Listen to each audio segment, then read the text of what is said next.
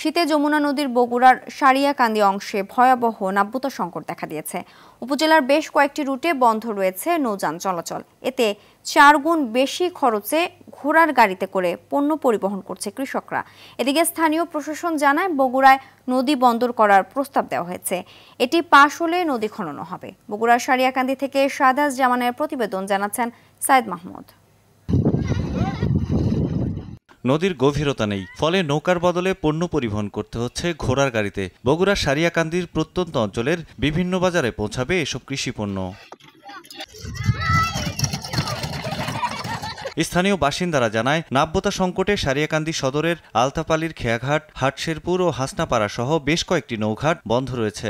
এছাড়া দিনে দিনে বদলে যাচ্ছে এ অঞ্চলের যমুনার গতিপথ। জেগে উঠছে নতুন নতুন চর, যেখানে সবজি চাষ করছে স্থানীয় কৃষকরা। তবে নাব্যতা সংকটে পরিবহন ব্যবস্থা নিয়ে ভোগান্তিতে তারা। আমাদের নদী ভেঙে গেছিল, সেগুলো মনে করেন আবার নদী ভেঙে সেগুলো আবার মাটি পড়ছে, সেগুলো আমরা আবার তৈরি করছি। এবার গেঞ্জা ধান করছিলাম, এবার গেঞ্জা ধান কাটতে নিয়ে এলাম। আগে নদীর পানি থাকতো, এখন নাই, শুকনে। এখন অসুবিধা, আমাকে যাতায়াতের অসুবিধা। এই তো আমার বাপদাদার সম্পত্তি, প্রায় যুদ্ধের আগে জমিগুলো ভেঙে গেছে। পরে আমার বাপদাদার এখানে বসত বাড়ি ছিল, পাতিপ্রল, এখানে আসে বাড়ি করা হচ্ছে। এখন মোটামুটি জমিগুলো কিছু উঠছে, আর কিছু নদীর ভিতরে আছে।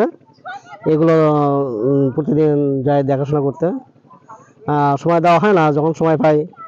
যেহেতু আমার চাকরিজীবী মানুষ, যখনই সময় পাই তখনই জমি যায়, একটু টুকটাক যা দেখে আসি, কিছু আপাতত করি। নৌকা ভাড়া যেত 50 টাকা, ঘোড়া গাড়িতে লাগিচ্ছে 130 টাকা। নদী শুকিয়ে গেছে, পানি থাকলে ভালো হয়। আমাদের হাইটে আসতে খুব কষ্ট হয়, নৌকা থাকলে জিনিসপাতিগুলো পার করার সুবিধা। এখন হয়তো নদী শুকিয়ে গেছে, খুব কষ্ট, ঘোড়া গাড়িতে মাল আনা লাগে, খুব সমস্যার মধ্যে আমরা। একটা মজুর বস্তা 100 টাকা ঘোড়া গাড়ি ভাড়া দেওয়া লাগে। এক গাড়ি মাল এলে 500-600 টাকা ঘোড়া গাড়ি ভাড়া দেওয়া লাগে।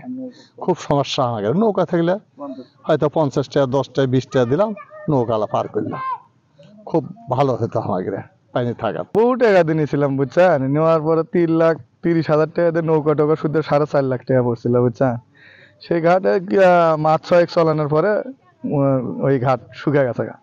এখন আমরা কি করে খাই এখন বর্তমানে বসে? 2-3টা নৌকা ওই অবস্থায় বসে আছি। আল্লাহ, কি নদী শুকিয়ে গেছে একবারে, কিন্তু হাইটেই সম্পূর্ণ লোক চলে যাচ্ছে। এখন কি করবো আর, বেমাক লোক হাইটে ঘোড়ার গাড়ি চলিচ্ছে।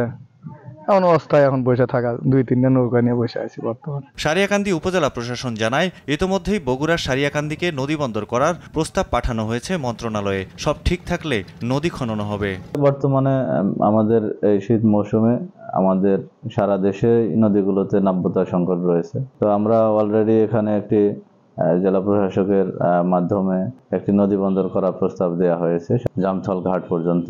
আর যদি সরকার এটি বাস্তবায়নের পথে সিদ্ধান্ত নেয়, তাহলে আমাদের মনে হয় যে আমাদের যে মেইন পণ্য পরিবহনের রুট, সেখানে সবসময় এটা পর্যাপ্ত গভীরতা পাবো এবং এটা সবসময় এটা ক্যাপিটাল ড্রেজিংয়ের আওতায় থাকবে। তো তখন মনে হয় যে আমাদের এই রুটে নাব্যতা সংকট থাকবে না। দ্রুতই নদীর নাব্যতা সংকট নিরসনে কার্যকর পদক্ষেপ চায় স্থানীয় কৃষকরা। সাইদ মাহমুদ, RTV।